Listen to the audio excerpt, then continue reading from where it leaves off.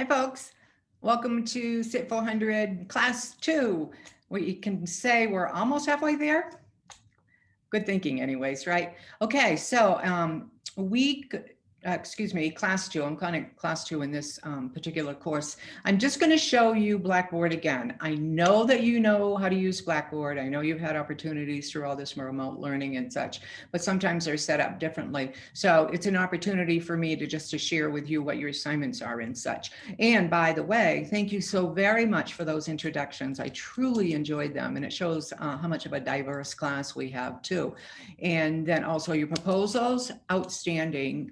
Many of you have taken different directions, and some of you were able to take the lead of, what you're working on now, like as a summer placement or job or internship or something like that, and using it for your service. So that's super. Any questions, let me know. But thank you for the proposals and also the doodle. I'll get back to you about the doodle in a little bit. I think our debate will be on Blackboard, but I'm just have to take a few moments to talk to Sam McReynolds about that. Okay, so I'm going to share screen very quickly. Like I say, I know you know how to do this, but I'm going to talk about civic engagement a little bit in a few minutes. But you have 4 different videos readings, and here is Harry Boyd. I'll talk about that in a few seconds. But the way this has been set up, you just go to page 2, you have another video, and then you have another resource that you need to read, Global Citizenship. This is one of my favorites, actually. I really enjoyed this. I'm all about global citizenship. I happen to be in the Rotary, and I'm president-elect, and we do things globally as much as we can. And one of the things that here's defining citizenship. So one of the things that I am working on, just to share with you, is human trafficking.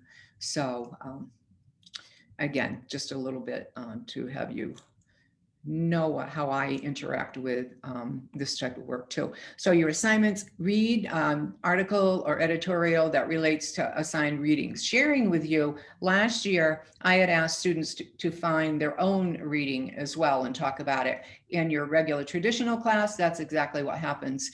But I know the summer, you're out there working, period, and there's a lot to this class. So honed it down, read the articles and the editorials or whatever's there, of course, go to the discussion board and only respond to one peer. Again, in the past, it's been 2. So, you can get the work done by sharing your thoughts with one peer, as long as in your initial response. And then submit your engagement essay.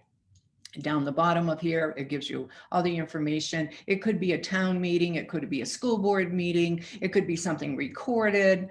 And here's your discussion link, of course, I won't go into that. And then here's your civic engagement essay. There are some links here that you can view if you happen to have gone to a meeting yourself, in your own hometown, like I had mentioned before, use that as well. And this is the information about your assignment for the town meeting. So then I'm going to stop sharing right now.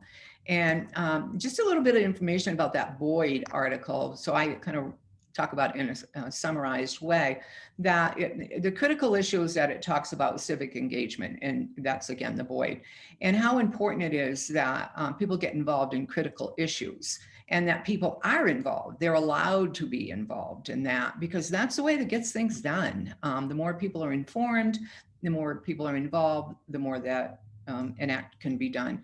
And there's a lot of technology that the article talks about, as well as respects for groups, different groups. It has a resource guide at the end, and I have just a little note here. It's a summarization of my own.